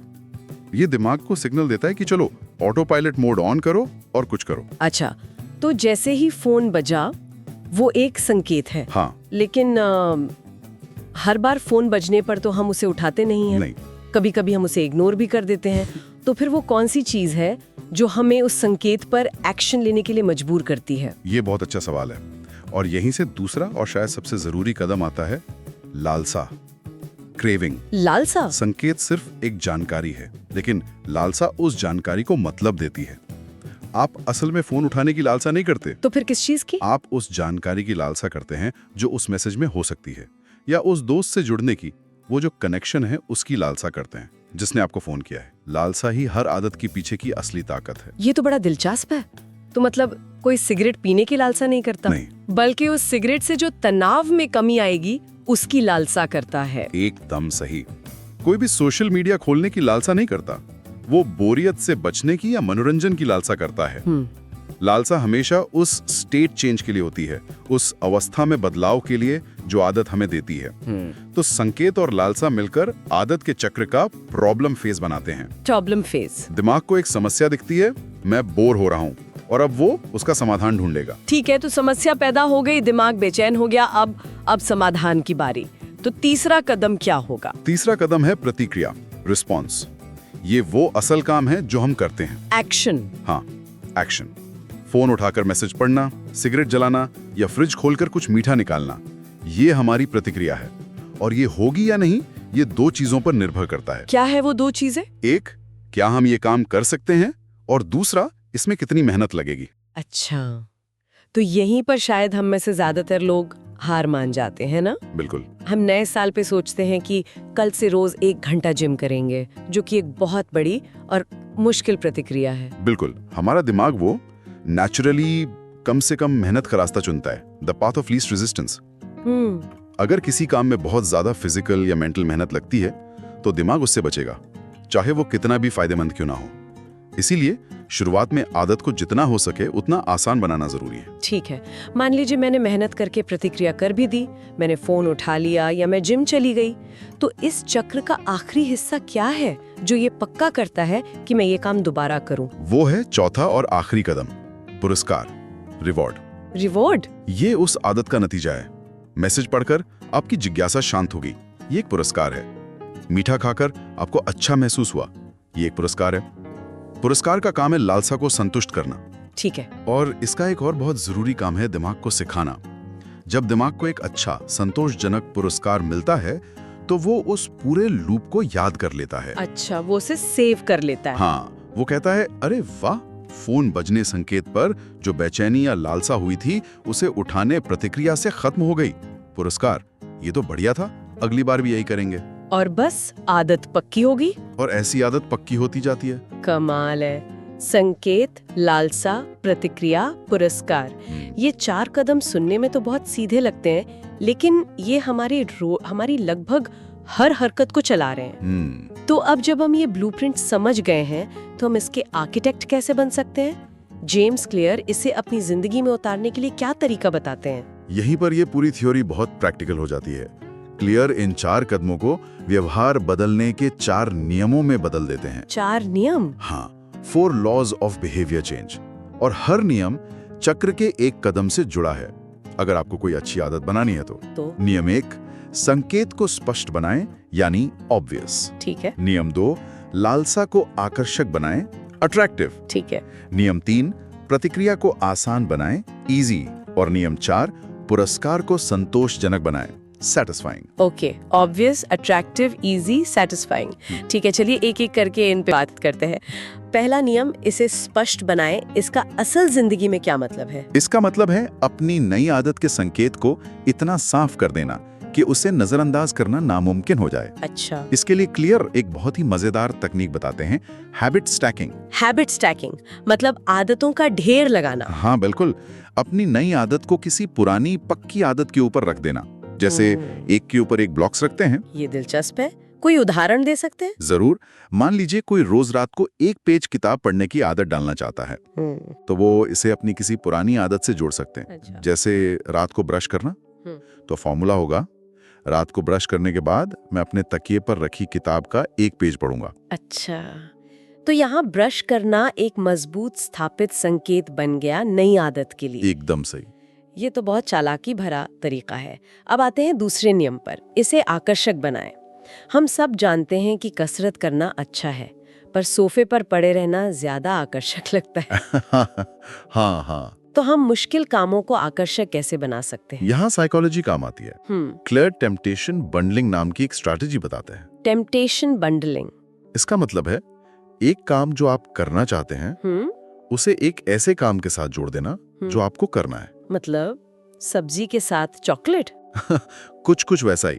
जैसे जब मैं ट्रेडमिल पर 30 मिनट चलूंगा, जो मुझे करना है, तब मैं अपना पसंदीदा पॉडकास्ट या नेटफ्लिक्स शो देखूंगा जो मैं करना चाहता हूँ। अच्छा। इस तरह आपका दिमाग उस मुश्किल काम को भी एक मजेदार अनुभव से जोड़ने लगता है। वो ट्रेडमिल पर दौड़ने को सजा की तरह नहीं, बल्कि मनोरंजन के मौके की तरह देखने लगता है। बिल्कुल। ठीक है, ये भी समझ आया। लेकिन अब आते हैं उस नियम पर जहां मुझे लगता है सबसे ज्यादा लोग अटकते हैं, इसे आसान बनाएं। हम अक्सर शुरुआत में ही इतना बड़ा लक्ष्य बना लेते हैं कि दूसरे दिन ही हिम्मत हार जाते हैं। और इसीलिए ये शायद सबसे ताकतवर नियम है। इसके लिए जेम्स क्लियर का 2 मिनट का नियम कमाल का है। 2 मिनट का नियम? नियम ये है कि किसी भी नई आदत को ऐसे शुरू करो कि उसे पूरा करने में 2 मिनट से भी कम लगे। 1 मिनट, ये सुनने में तो बहुत ज्यादा ही आसान लगता है। मतलब अगर मेरा लक्ष्य 10 किलोमीटर दौड़ना है और मैं सिर्फ अपने जूते पहनकर 2 मिनट बैठ जाऊं, तो क्या मैं कभी दौड़ पाऊंगी? ये थोड़ा उल्टा नहीं लगता? ये उल्टा लगता है, लेकिन ये दिमाग के साथ काम करने का सबसे स्मार्ट तरीका है। देखिए, लक्ष्य 10 किलोमीटर दौड़ना नहीं है। तो क्या है? लक्ष्य है एक धावक बनना, एक रनर बनना। और एक रनर हर रोज क्या करता है? वो कम से कम अपने जूते तो पहनता ही है। बात तो सही है। 2 मिनट का नियम शुरू करने की जो सबसे बड़ी रुकावट होती है, उसे हटा देता है। एक बार आपने जूते पहन लिए तो बहुत मुमकिन है कि आप सोचें, अब पहन ही लिए तो थोड़ा चल ही लेता हूं। अच्छा। एक किताब पढ़ने से बेहतर है 1 पेज पढ़ना है। पूरा कमरा साफ करने से बेहतर है 1 कप उठाकर किचन में रखना है। आदत बन जाने के बाद आप उसे धीरे धीरे बढ़ा सकते हैं। वाह, तो मतलब आदत का दरवाजा खोलना है, पूरा घर एक बार में नहीं बनाना। हाँ, इसी नियम में शायद हमारे आसपास के माहौल, हमारे एनवायरनमेंट का भी रोल होता है। बहुत बड़ा रोल है। आदत को आसान बनाने का एक और तरीका है उसके रास्ते की रुकावटें, यानी फ्रिक्शन कम करना। फ्रिक्शन कम करना? हाँ, अगर आप ज्यादा पानी पीना चाहते हैं तो पानी की बोतल अपने मेज पर सामने रखें, किचन में नहीं। अगर सुबह जिम जाना है तो रात में ही कपड़े निकाल कर रख लें। जितना आसान उतना बेहतर। और आखिर में चौथा नियम, इसे संतोषजनक बनाएं। यहाँ क्या चुनौती है? सबसे बड़ी चुनौती है समय की। अच्छी आदतों का इनाम, जैसे अच्छी सेहत या ज्ञान, वो बहुत देर से मिलता है। हाँ, महीनों या सालों बाद। लेकिन बुरी आदतों का मजा तुरंत मिलता है। हमारा दिमाग तत्काल संतुष्टि का भूखा है। वो आज की चॉकलेट को 6 महीने बाद की अच्छी सेहत पर तरजीह देता है। तो इसका क्या इलाज है? क्या हम अपने दिमाग को धोखा दे सकते हैं? हम उसे एक छोटा तत्काल इनाम दे सकते हैं। इसका सबसे अच्छा तरीका है एक हैबिट ट्रैकर का इस्तेमाल करना। हैबिट ट्रैकर जैसे कोई ऐप या कैलेंडर? हाँ, एक कैलेंडर लें और जिस दिन भी आप अपनी आदत पूरी करें उस पर एक बड़ा सा क्रॉस या टिक लगा दें। वो निशान लगाना अपने आप में एक छोटा सा संतोषजनक पुरस्कार है। अच्छा। आपको तुरंत लगता है कि आपने कुछ हासिल किया है। आप एक चेन बना रहे होते हैं और आपका दिमाग उस चेन को तोड़ना नहीं चाहता। ये छोटी छोटी जीतें आपको तब तक मोटिवेटेड रखती हैं जब तक आदत के असली फायदे दिखने शुरू नहीं हो जाते। तो ये है अच्छी आदतें बनाने का पूरा ढांचा। लेकिन सिक्के का दूसरा पहलू भी है, वो बुरी आदतें जिनसे हम सब छुटकारा पाना चाहते हैं। क्या इन्हीं नियमों का इस्तेमाल उन्हें तोड़ने के लिए भी किया जा सकता है? और ये एक सिस्टम की खूबसूरती है। हाँ। आपको कुछ नया सीखने की जरूरत नहीं है। अच्छा। बस इन्हीं 4 नियमों को पलट देना है। इसे हम आदत की रिवर्स इंजीनियरिंग कह सकते हैं। अच्छा, तो नियम 1 था इसे स्पष्ट बनाएं। तो बुरी आदत तोड़ने के लिए पहला कदम होगा संकेत को अदृश्य बनाएं। इनविजिबल। एकदम सही। हाँ। अगर आपको मीठा खाने की आदत छोड़नी है तो घर में मीठा रखना बंद कर दें। जो दिखेगा नहीं वो याद भी कम आएगा। Out of sight out of mind. बिल्कुल। अगर आपको फोन पर बहुत ज्यादा समय बर्बाद करने की आदत है तो काम करते वक्त फोन को दूसरे कमरे में रख दें। संकेत को नजरों से हटाना सबसे आसान और सबसे असरदार तरीका है। ठीक है। नियम 2 का उल्टा होगा लालसा को अनाकर्षक बनाएं। अनअट्रैक्टिव। ये कैसे करेंगे? ये तो हमारे भावनाओं से जुड़ा है। ये दिमाग के नजरिए को बदलने के बारे में है। आदत के फायदों की जगह उसके नुकसान पर ध्यान दें। धूम्रपान करने वालों को अक्सर उसके भयानक स्वास्थ्य परिणामों की तस्वीरें दिखाई जाती हैं। आप भी ऐसा कर सकते हैं। कल्पना कीजिए कि अगर ये बुरी आदत अगले 10 साल तक चलती रही तो आपकी जिंदगी कैसी होगी। अच्छा। उस नकारात्मक तस्वीर को अपने दिमाग में बिठाने से उस आदत की चमक फीकी पड़ने लगती है। ये थोड़ा मुश्किल है पर बात में दम है। अब नियम 3 का उल्टा प्रतिक्रिया को कठिन बनाएं। डिफिकल्ट मतलब अपनी ही राह में पत्थर रखना। हाँ, बिल्कुल। अपनी बुरी आदत के रास्ते में जानबूझकर रुकावटें पैदा करें। मैं इसका एक मजेदार उदाहरण देता हूँ। बताइए। मुझे रात में स्नैक्स खाने की आदत थी तो मैंने क्या किया, चिप्स के पैकेट को अलमारी में सबसे ऊपर एक डब्बे के अंदर और उस डब्बे के पीछे रख दिया। अब रात में जब लालसा होती तो मुझे स्टूल लाना पड़ता, डब्बा उतारना पड़ता और इतनी मेहनत करने से अच्छा मुझे सो जाना लगता था। ये तो बहुत बढ़िया तरीका है, आलस को आलस से मारना। अगर टीवी देखने की लत है तो हर बार देखने के बाद रिमोट से बैटरी निकालकर किसी दराज में रख दें। हाँ। अगली बार टीवी चलाने से पहले आपको वो बैटरी ढूंढनी पड़ेगी। यही है फ्रिक्शन बढ़ाना। सही है। और आखिर में नियम 4 का उल्टा, पुरस्कार को असंतोषजनक बनाए। अनसेटिस्फाइंग मतलब बुरी आदत का नतीजा तुरंत दर्दनाक बनाना। पर ये कैसे हो सकता है? सिगरेट पीने या जंक फूड खाने का नतीजा तो तुरंत मजेदार होता है, दर्द तो बहुत बाद में आता है। इसके लिए आपको एक बाहरी सिस्टम बनाना होगा, जैसे एक अकाउंटेबिलिटी पार्टनर बनाना। जवाबदेही पार्टनर। हाँ, अपने किसी दोस्त को बताइए कि अगर मैंने आज सिगरेट पी तो मुझे तुम्हें 500 रुपए देने होंगे। अरे। अब अचानक उस सिगरेट का नतीजा मजेदार नहीं रहा, बल्कि तुरंत 500 रुपए का नुकसान हो गया। दर्द को भविष्य से खींचकर वर्तमान में ले आना बुरी आदतों को तोड़ने का एक बहुत ताकतवर तरीका है। तो आज हमने आदतों के पीछे के पूरे ऑपरेटिंग सिस्टम को समझ लिया है। ये इच्छा शक्ति का खेल नहीं, बल्कि अपने माहौल और अपने सिस्टम को डिजाइन करने का खेल है। बिल्कुल। 4 कदम और 4 नियम जिनसे कोई भी आदत बनाई या तोड़ी जा सकती है। सही कहा। ये नियम हमें अपनी आदतों के ड्राइवर की सीट पे बिठाते हैं। हम सिर्फ यात्री नहीं हैं। हम तय कर सकते हैं। हाँ, हम तय कर सकते हैं कि जिंदगी की गाड़ी किस दिशा में जाएगी। और सबसे गहरी बात यह है कि ये छोटे छोटे बदलाव, ये एटॉमिक हैबिट्स समय के साथ जुड़कर बहुत बड़े नतीजे देते हैं। इस चर्चा को खत्म करने से पहले मैं श्रोताओं के लिए एक विचार छोड़ना चाहती हूँ। ये इस किताब के सबसे गहरे हिस्सों में से एक से आता है। आज हमने आदतें बदलने के कैसे पर बहुत बात की, लेकिन जेम्स क्लियर कहते हैं कि सबसे टिकाऊ बदलाव तब आता है जब हम कैसे से ज्यादा कौन पर ध्यान देते हैं। आप पहचान आधारित आदतों की बात कर रही हैं, आइडेंटिटी बेस्ड हैबिट्स। जी, अपनी किसी ऐसी आदत के बारे में सोचें जिसे आप बदलना चाहते हैं। अब इस सवाल पर विचार करें, क्या उस आदत को बदलने का सबसे शक्तिशाली तरीका उसके संकेत या पुरस्कार को बदलना है, या फिर उस आदत से जुड़ी अपनी पहचान को ही बदल देना? उदाहरण के लिए, मुझे कसरत करनी है सोचने के बजाय अगर कोई ये सोचना शुरू कर दे कि मैं एक एथलीट हूँ या मैं एक स्वस्थ इंसान हूँ, तो ये पहचान का बदलाव उसकी लालसा और प्रतिक्रिया पर क्या असर डालेगा। तब तो कसरत बोझ नहीं लगेगी। शायद तब कसरत करना एक बोझ नहीं बल्कि अपनी पहचान को साबित करने का एक तरीका बन जाएगा। इस पर सोचिएगा जरूर। इस गहरी पड़ताल में आपका स्वागत है। आज का विषय है आदतें। हम सब अपनी जिंदगी में कोई ना कोई आदत बदलना चाहते हैं। बिल्कुल। ज्यादा पढ़ना, रोज एक्सरसाइज करना, कम फोन चलाना, लिस्ट तो बहुत लंबी है। हाँ, और हम सब ने कोशिश भी की है। आमतौर पर अपनी इच्छा शक्ति या विल पावर के दम पर होता क्या है? कुछ दिन बाद सब पहले जैसा। लेकिन आज हमारे हाथ जो स्रोत लगे हैं, जेम्स क्लियर की किताब के कुछ अंश, वो एक बिल्कुल अलग कहानी बताते हैं। वो कहते हैं कि असली खेल विल पावर का है ही नहीं। असली खेल है डिजाइन का। हाँ। हमारा मिशन है ये समझना कि अपनी विल पावर से लड़ने के बजाय हम अपने माहौल को ही कैसे बदल सकते हैं, ताकि अच्छी आदतें अपने आप होने लगें, बिना किसी जोर जबरदस्ती के। तो चलिए इस बात की तह तक जाते हैं कि कैसे हमारे आसपास की दुनिया बिना हमें बताए हमारे हर फैसले को कंट्रोल कर रही है। तो सबसे पहली बात जो इन स्रोतों से सामने आती है वो ये कि हर आदत एक चिंगारी से शुरू होती है। एक ट्रिगर से। हाँ, एक ट्रिगर से, जिसे संकेत या क्यू कहते हैं। हाँ। और कमाल की बात यह है कि ये संकेत हमारे अंदर नहीं, हमारे चारों तरफ बिखरे पड़े हैं। बिल्कुल। और इस बात को समझने के लिए स्रोतों में एक हैरान कर देने वाली कहानी है। अच्छा। यूजीन पॉली नाम के एक व्यक्ति की। एक बीमारी की वजह से उनकी याददाश्त पूरी तरह जा चुकी थी। पूरी तरह। हाँ, मतलब वो 5 मिनट पहले क्या हुआ ये भी याद नहीं रख पाते थे। नई यादें बनाना नामुमकिन था, लेकिन इसके बावजूद वो नई आदतें बना सकते थे। 1 मिनट, बिना याददाश्त के नई आदत, ये कैसे हो सकता है? आदत तो मतलब बार बार एक ही चीज याद कर करके करने से बनती है ना। यही तो सबसे दिलचस्प बात है।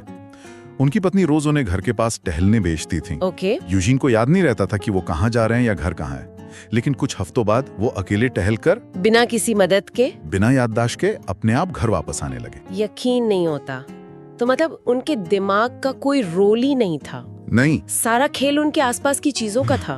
पेड़ पौधे, कोई खास मोड़, किसी घर का रंग, वही सब उन्हें गाइड कर रहे थे। एग्जैक्टली। उनका दिमाग नहीं, उनका माहौल उन्हें संकेत दे रहा था।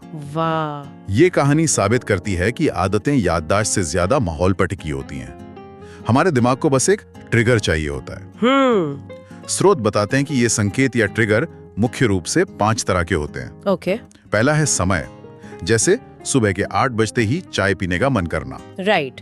दूसरा है जगह, जैसे ही आप सोफे पर बैठते हैं हाथ अपने आप टीवी के रिमोट को ढूंढने लगता है। और तीसरा शायद पिछली कोई आदत होगी। जैसे मैं जब भी अपनी सुबह की कॉफी बनाती हूँ उसके तुरंत बाद फोन उठाकर न्यूज चेक करने लगती हूँ। बिल्कुल। तो कॉफी बनाना एक संकेत बन गया है अगली आदत के लिए। बिल्कुल सही। चौथा होता है आपका मूड या इमोशनल स्टेट। कई लोग जब भी बोर होते हैं या स्ट्रेस में होते हैं तो नाखून चबाने लगते हैं या कुछ मीठा खाने लगते हैं। हाँ, और 5वां और शायद सबसे शक्तिशाली संकेत हैं दूसरे लोग। अच्छा। जब आप अपने दोस्तों के साथ बाहर होते हैं तो शायद आप ज्यादा खा लेते हैं या ऐसी चीजें करते हैं जो आप अकेले में कभी नहीं करेंगे। ये बात मुझे आत्मनियंत्रण या सेल्फ कंट्रोल के आइडिया पर सोचने को मजबूर कर रही है। हम हमेशा उन लोगों की तारीफ करते हैं जो बहुत अनुशासित होते हैं, लेकिन क्या हम उन्हें गलत समझ रहे हैं? ये इन स्रोतों का सबसे बड़ा और चौंकाने वाला दावा है। क्या? जिन लोगों में हमें गजब का आत्मनियंत्रण दिखता है वो असल में हम और आपसे ज्यादा इच्छा शक्ति का इस्तेमाल नहीं कर रहे होते। तो फिर? वो बस उन स्थितियों में जाने से बचते हैं जहां उन्हें इच्छा शक्ति की जरूरत पड़े। मतलब वो प्रलोभन से लड़ते नहीं हैं। वो प्रलोभन को अपने आसपास आने ही नहीं देते। मतलब ये तो पूरा नजरिया ही पलट देता है। तो सीक्रेट ज्यादा विल पावर होना नहीं, बल्कि ऐसी जिंदगी डिजाइन करना जहां विल पावर की जरूरत ही कम से कम पड़े। हाँ, ये आर्किटेक्ट बनने जैसा है, अपनी आदतों का आर्किटेक्ट।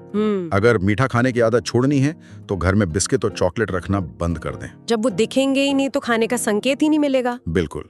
अगर सोशल मीडिया की लत है तो फोन से एप्स हटा दें या उन्हें होम स्क्रीन से हटाकर किसी फोल्डर के अंदर 10 एप्स के पीछे छुपा दो। हाँ, इस रुकावट की वजह से आप उसे कम खोलेंगे। और अच्छी आदतों के लिए इसका ठीक उल्टा करना होगा। संकेतों को एकदम सामने रख दो। जैसे अगर सुबह दौड़ने जाना है तो रात में ही जूते दरवाजे के पास रख दो। सही है। अगर ज्यादा पानी पीना है तो पानी की बोतल हमेशा अपनी डेस्क पर सामने रखो। बिल्कुल। बुरी आदतों को मुश्किल और अदृश्य बना दो और अच्छी आदतों को आसान और स्पष्ट। यही डिजाइन का पहला नियम है। ठीक है, तो माहौल को डिजाइन करना है, ये बात तो समझ में आ गई। ये कमाल का आइडिया है कि हमारा अनुशासन असल में हमारे माहौल को डिजाइन करने की कला है। लेकिन डिजाइन करने का पहला कदम कहाँ से शुरू होता है? मतलब इरादा तो है कि कल से जिम जाऊंगी, पर उस इरादे को हकीकत में कैसे बदलें? ये बहुत बड़ी मुश्किल है, क्योंकि हमारे इरादे अक्सर धुंधले होते हैं। जैसे मैं ज्यादा कसरत करूंगा। हाँ, ये एक इच्छा है, प्लान नहीं। एग्जैक्टली।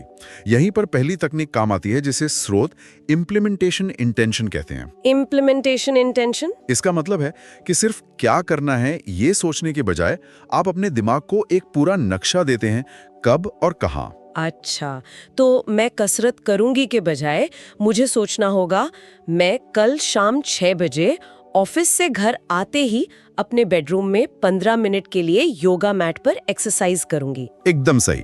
आपने अपने इरादे को एक स्पष्ट निर्देश दे दिया। रिसर्च दिखाती है कि ऐसा करने से उस काम के होने की संभावना 2 से 3 गुना बढ़ जाती है। 2 से 3 गुना? हाँ, क्योंकि अब आपके दिमाग को सोचना नहीं है कि कब और कैसे शुरू करें, उसे बस दिए गए निर्देश का पालन करना है। ये इम्प्लीमेंटेशन इंटेंशन तो बहुत सीधा साधा लगता है, लेकिन क्या होगा अगर दिन का कोई तय समय ही ना हो? मेरा शेड्यूल तो हर दिन बदलता रहता है, तब ये कैसे काम करेगा? बेहतरीन सवाल। और यहीं पर दूसरी तकनीक, जो शायद इससे भी ज्यादा असरदार है, काम आती है। ओके। इसे हैबिट स्टैकिंग कहते हैं। ये तकनीक समय पर नहीं, बल्कि आपकी पहले से मौजूद आदतों पर निर्भर करती है। अच्छा। इसका फॉर्मूला है, मेरी मौजूदा आदत के बाद मैं मेरी नई आदत करूंगा। अच्छा, मतलब एक पुरानी पक्की आदत के साथ एक नई आदत को चिपका दो। हाँ। जैसे मैं रोज सुबह ब्रश करने के तुरंत बाद 1 ग्लास पानी पीऊंगी। बिल्कुल। यहाँ ब्रश करना पहले से एक स्थापित आदत है, तो वो नई आदत के लिए एक ऑटोमेटिक रिमाइंडर बन जाएगा। बिल्कुल। या जैसे ही मैं ऑफिस में अपनी कुर्सी पर बैठूंगा, मैं दिन के सबसे जरूरी 3 कामों की लिस्ट बनाऊंगा। या रात के खाने के बर्तन साफ करने के तुरंत बाद मैं कल के कपड़े तैयार करके रखूंगी। हाँ, आप अपनी नई आदत को किसी ऐसी चीज से जोड़ रहे हैं जो आप पहले से हर रोज बिना सोचे करते हैं। लेकिन यहाँ भी एक दिक्कत है। मान लीजिए मैंने प्लान बना लिया, हैबिट स्टैक भी कर लिया, पर जब वो काम करने का समय आता है तो मन में एक आलस आता है, एक रुकावट महसूस होती है। हाँ, उस शुरुआती झिझक को कैसे पार करें? उस मनोवैज्ञानिक दीवार को तोड़ने के लिए ही 2 मिनट का नियम है। 2 मिनट का नियम?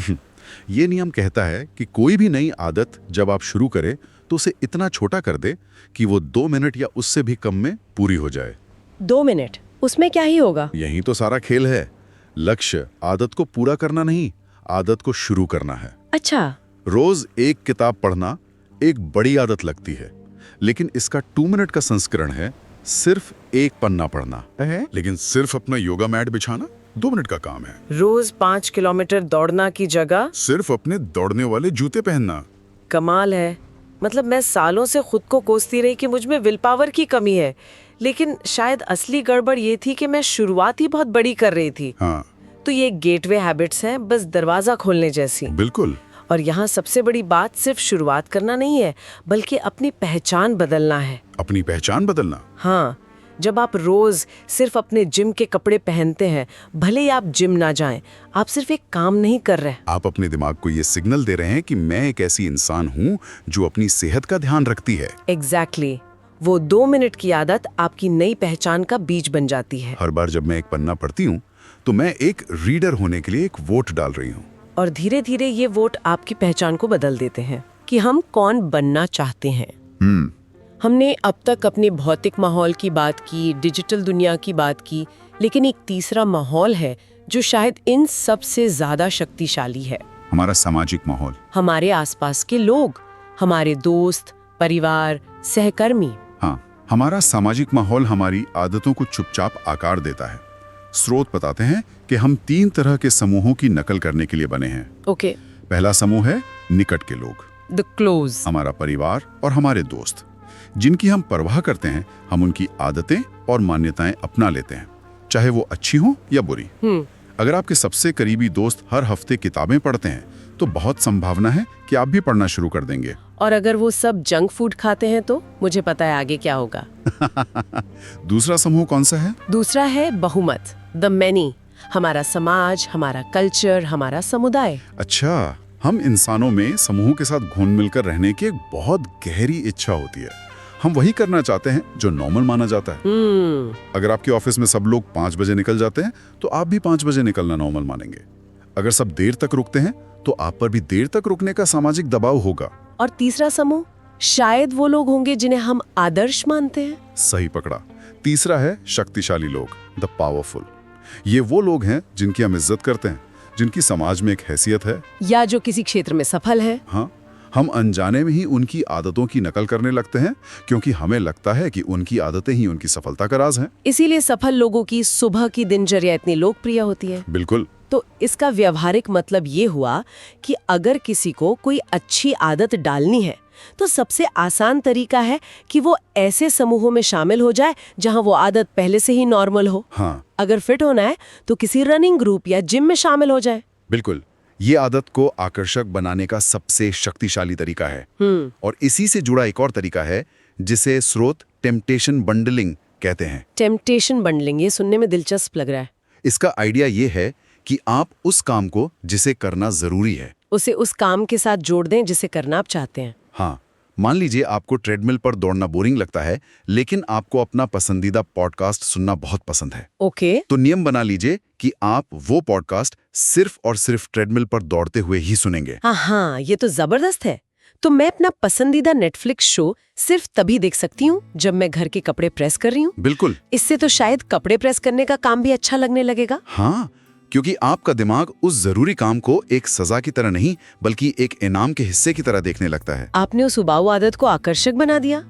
ठीक है, लेकिन क्या होगा अगर आपका सामाजिक दायरा आपकी मदद नहीं कर रहा? अगर आप बदलना चाहते हैं पर आपके दोस्त या परिवार आपको पुरानी आदतों की तरफ खींचते हैं, तब आप सामाजिक दबाव का इस्तेमाल अपने फायदे के लिए कैसे कर सकते हैं? यहीं पर जवाबदेही या अकाउंटेबिलिटी का कॉन्सेप्ट आता है। अकाउंटेबिलिटी। जब कोई जानता है कि आप क्या करने की कोशिश कर रहे हैं तो आप पर उसे पूरा करने का एक बाहरी दबाव बन जाता है। हमारी इज्जत दांव पर लग जाती है। इसके ये 3 स्तर हैं। सबसे पहला और आसान है एक जवाबदेही पार्टनर बनाना, एक दोस्त या साथी जिसे आप रोज रिपोर्ट करते हैं कि आपने अपना काम किया या नहीं। दूसरा, शायद इसे और ज्यादा लोगों को बताना होगा, जैसे सार्वजनिक प्रतिबद्धता करना। बिल्कुल। सोशल मीडिया पर पोस्ट कर देना कि मैं अगले 30 दिन तक रोज दौड़ने जा रही हूँ। हाँ, जब बहुत से लोग देख रहे हों तो हम नाकाम नहीं होना चाहते। सही बात है। लेकिन सबसे शक्तिशाली और आखिरी तरीका है एक आदत अनुबंध बनाना। आदत अनुबंध, ये एक औपचारिक समझौता है जिसे आप शायद लिखकर साइन भी करते हैं। इसमें नियम तोड़ने पर एक सजा भी तय होती है। सजा मतलब कुछ ऐसा जो आपको सच में चुभे। जैसे अगर मैं हफ्ते में 3 दिन जिम नहीं गया तो मैं अपने उस दोस्त को 1000 रुपए दूंगा जिसकी राजनीतिक विचारधारा मुझे बिल्कुल पसंद नहीं है। बाप रे। या अगर मैंने स्मोकिंग की तो मुझे पूरे हफ्ते अपने सबसे बुरे कपड़े पहनकर ऑफिस जाना होगा। हाँ। ये वित्तीय या सामाजिक लागत उस आदत को छोड़ने के दर्द को इतना बढ़ा देती है कि आप उसे हर हाल में पूरा करते हैं। ये तो बहुत ही एक्सट्रीम है, लेकिन मैं समझ सकती हूँ कि ये काम क्यों करेगा।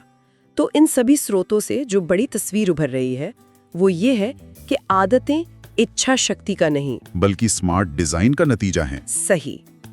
आदतें बनाने के लिए खुद से रोज रोज लड़ने की जरूरत नहीं है। जरूरत है अपने दुनिया के आर्किटेक्ट बनने की।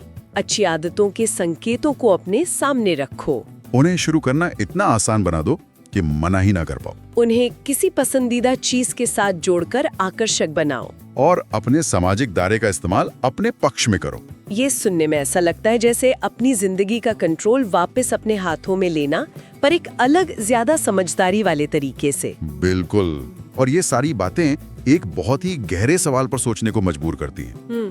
स्रोत साफ साफ कहते हैं कि हम उन लोगों की आदतों की नकल करते हैं जो हमारे सबसे करीब होते हैं। हाँ। तो ये सवाल उठता है, क्या हमारी अपनी पहचान, हमारा व्यक्तित्व, जिसे हम इतना मौलिक समझते हैं, वो असल में हमारे आसपास के 5-10 लोगों की आदतों का एक मिला-जुला रूप ही है? और अगर ऐसा है तो क्या कोई इंसान अपने सामाजिक दायरे को पूरी तरह से बदलकर एक बिल्कुल अलग इंसान बन सकता है? एटॉमिक हैबिट्स की दुनिया में आपका फिर से स्वागत है। पिछली बार हमने पहले 2 नियमों को समझा था कि आदतों को साफ और आकर्षक कैसे बनाया जाए। हाँ। लेकिन हम सब जानते हैं कि सिर्फ जानना ही काफी नहीं होता। बिल्कुल नहीं। हम सबको पता है कि एक्सरसाइज करनी चाहिए, ज्यादा पढ़ना चाहिए, हेल्दी खाना चाहिए, पर सवाल यह है कि हम करते क्यों नहीं। सही बात है। तो आज की चर्चा सिर्फ क्या के बारे में नहीं, बल्कि उस क्यों नहीं को सुलझाने के बारे में है। हम उन अदृश्य ताकतों को समझेंगे जो हमें रोकती हैं। हमारे पास जेम्स क्लियर की किताब के अध्याय 10 से 20 तक के कुछ बहुत ही शानदार आइडियाज हैं। बिल्कुल।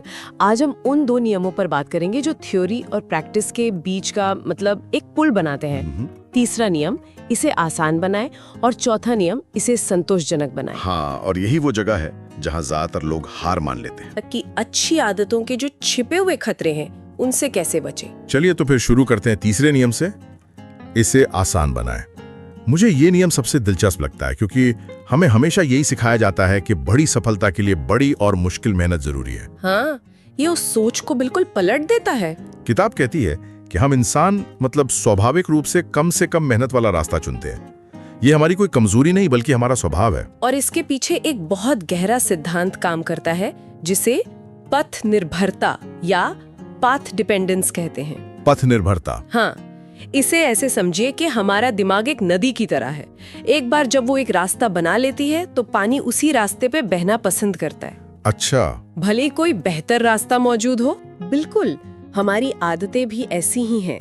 दिमाग हमेशा सबसे कम घर्षण मतलब फ्रिक्शन वाला रास्ता खोजता है। तो अच्छी आदत बनाने का राज उसे मुश्किल बनाना नहीं बल्कि उसके रास्ते की सारी रुकावटें हटा देना है। तो ये घर्षण कम करने का मतलब असल में क्या है? मतलब कुछ प्रैक्टिकल उदाहरण। जरूर। मान लीजिए कोई रोज सुबह जिम जाना चाहता है। अब इसके घर्षण बिंदु क्या क्या हैं?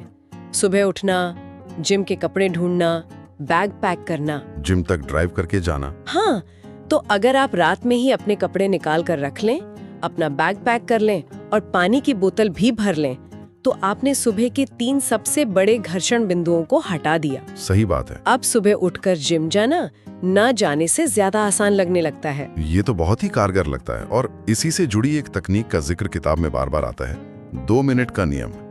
ये सुनने में बहुत ही आसान लगता है, शायद इतना आसान कि असरदार ना लगे। और वही तो इसका जादू है। देखिए, दिलचस्प बात यह है कि ये नियम सिर्फ आदत के बारे में नहीं है, ये उस मानसिक बाधा को तोड़ने के बारे में है जिसे मनोवैज्ञानिक एक्टिवेशन एनर्जी कहते हैं। Activation energy. हाँ, किसी भी काम को शुरू करने में सबसे ज्यादा मानसिक ऊर्जा लगती है। 2 मिनट का नियम उस ऊर्जा की जरूरत को लगभग शून्य कर देता है, जिससे शुरुआत करना मना करने से ज्यादा आसान हो जाता है। बिल्कुल। इसका लक्ष्य 1 घंटा पढ़ना नहीं है बल्कि किताब का एक पन्ना खोलना है। लक्ष्य योगा करना नहीं बल्कि सिर्फ योगा मैट बिछाना है। ये एक गेटवे हैबिट है। हाँ, बिल्कुल सही शब्द है। एक बार आपने शुरुआत कर दी तो मोमेंटम खुद ब खुद आपको आगे ले जाता है। जेम्स क्लियर कहते हैं, ऑप्टिमाइज करने से पहले स्टैंडर्डाइज करो। मतलब आदत को परफेक्ट बनाने से पहले उसे बस अपनी जिंदगी का एक हिस्सा बनाओ। एग्जैक्टली। ठीक है, तो अच्छी आदतों को आसान बनाना है, लेकिन बुरी आदतों का क्या? यहीं पर कमिटमेंट डिवाइस का कॉन्सेप्ट आता है जो मुझे थोड़ा अजीब लगता है। हाँ, और ये बहुत शक्तिशाली है। देखिए, हम सब मानते हैं कि हमारा भविष्य का मैं ज्यादा अनुशासित और समझदार होगा। हाँ, पर जब वो पल आता है तो हम फिर से वही गलतियां करते हैं। बिल्कुल। कमिटमेंट डिवाइस हमारे आज के मैं को, हमारे भविष्य के मैं को बुरी आदतों से बचाने की ताकत देता है। लेकिन क्या ये थोड़ा बचकाना नहीं लगता? मतलब खुद से टीवी का रिमोट छिपाना या अपने दोस्त को अपना वाईफाई पासवर्ड बदलने के लिए कहना। ये बहुत अच्छा सवाल है। हम अक्सर इच्छा शक्ति या सेल्फ कंट्रोल को एक नैतिक गुण मानते हैं, लेकिन रिसर्च बताती है कि एक सीमित संसाधन है, जैसे फोन की बैटरी। अच्छा। जो दिन भर में खत्म हो जाती है। हाँ। जो लोग सबसे ज्यादा आत्मनियंत्रित दिखते हैं वो असल में अपनी इच्छा शक्ति का सबसे कम इस्तेमाल करते हैं। वो बस खुद को ऐसी स्थितियों में डालते ही नहीं जहां उन्हें संघर्ष करना पड़े। तो कमिटमेंट डिवाइस यही काम करते हैं। हाँ, वो आपके लिए पहले से सही फैसला ले लेते हैं। जैसे अगर आप अपने फोन से सोशल मीडिया एप्स डिलीट कर देते हैं, जो एक हार्ड कमिटमेंट है, तो रात को उसे स्क्रॉल करने के लिए आपको इच्छा शक्ति की जरूरत ही नहीं पड़ेगी, क्योंकि विकल्प ही मौजूद नहीं है। सही बात। तो ये बचकाना नहीं बल्कि स्मार्ट है। ठीक है, तो आदत को शुरू करना, आसान बनाना पहली बाधा को पार करने जैसा है। पर अगर मंजिल पे पहुंचकर कोई इनाम ना मिले तो हम दोबारा उस रास्ते पर क्यों जाएंगे? और यहीं पर चौथा नियम, इसे संतोषजनक बनाएं खेल में आता है। बिल्कुल, ये व्यवहार बदलने का सबसे बड़ा नियम है।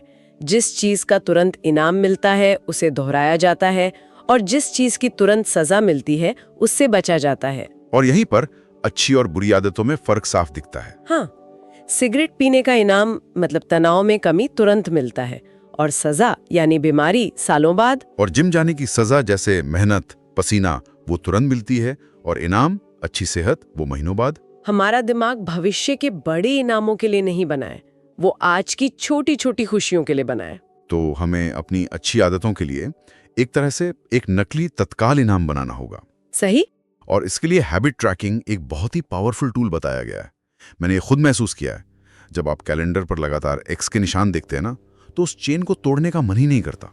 आपने बिल्कुल सही पकड़ा। ये देखने में जितना आसान लगता है, इसके पीछे का मनोविज्ञान उतना ही गहरा है। हैबिट ट्रैकिंग 3 तरीके से काम करती है। कैसे? पहला, ये आदत को स्पष्ट बनाती है। कैलेंडर आपको याद दिलाता है। दूसरा, अपनी प्रगति की लकीर को बढ़ते देखना आदत को आकर्षक बनाता है।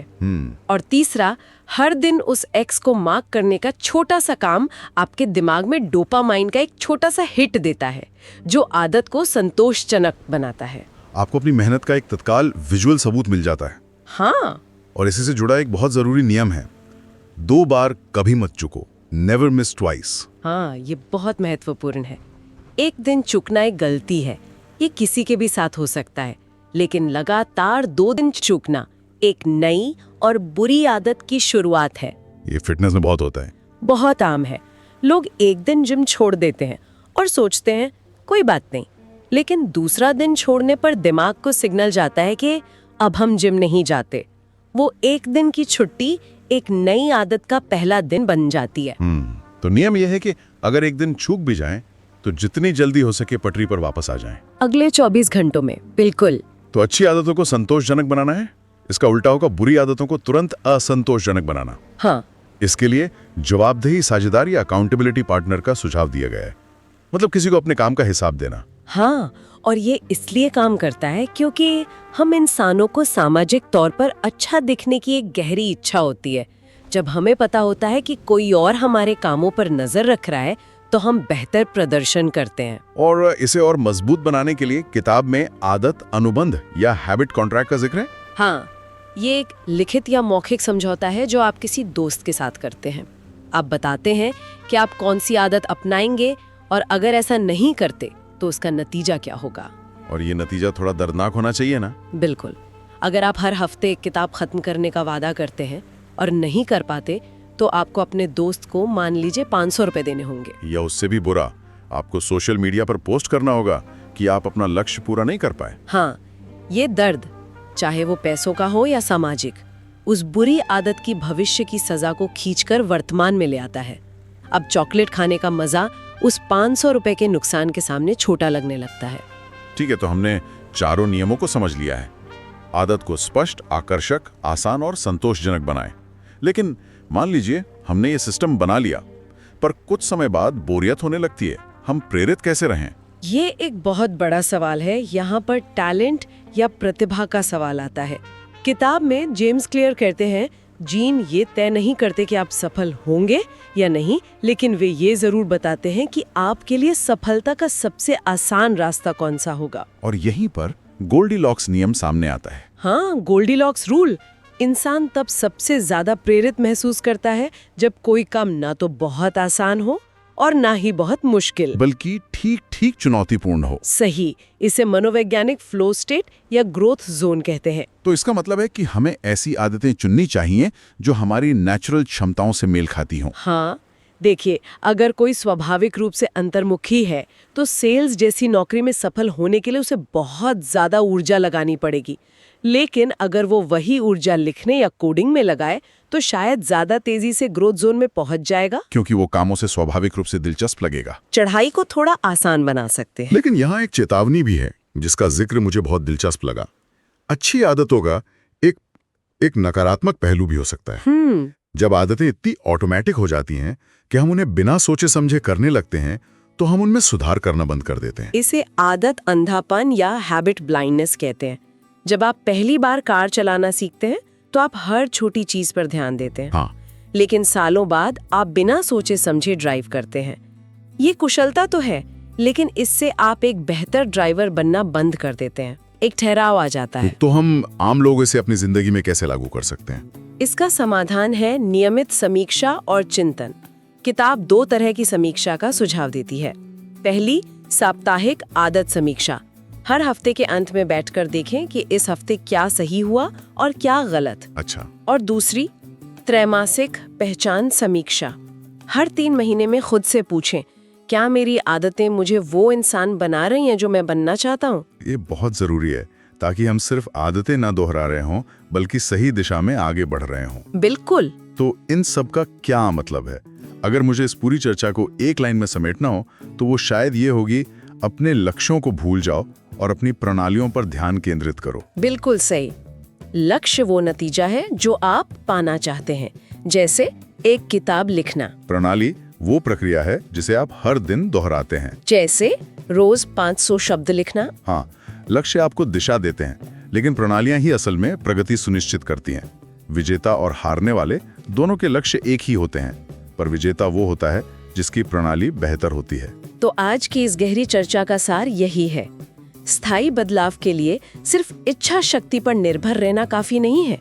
हमें एक ऐसा माहौल और एक ऐसी प्रणाली बनानी होगी जहां अच्छी आदतें अपनाना आसान हो और संतोषजनक हो, और बुरी आदतों को अपनाना मुश्किल और असंतोषजनक। बिल्कुल। और अंत में सुनने वालों के लिए एक विचारणीय प्रश्न छोड़ जाती हूँ। व्यवहार परिवर्तन के इन 4 नियमों में से स्पष्ट, आकर्षक, आसान और संतोषजनक, आप लोगों को क्या लगता है कि रोजमर्रा की जिंदगी में लागू करने के लिए सबसे मुश्किल नियम कौन सा है? और ऐसा क्यों लगता है कि ज्यादातर लोग आदत बनाने के उसी एक पड़ाव पर आकर संघर्ष करते हैं? अगर वीडियो पसंद आया और जानकारी अच्छी लगी तो वीडियो को लाइक और चैनल को सब्सक्राइब जरूर करें।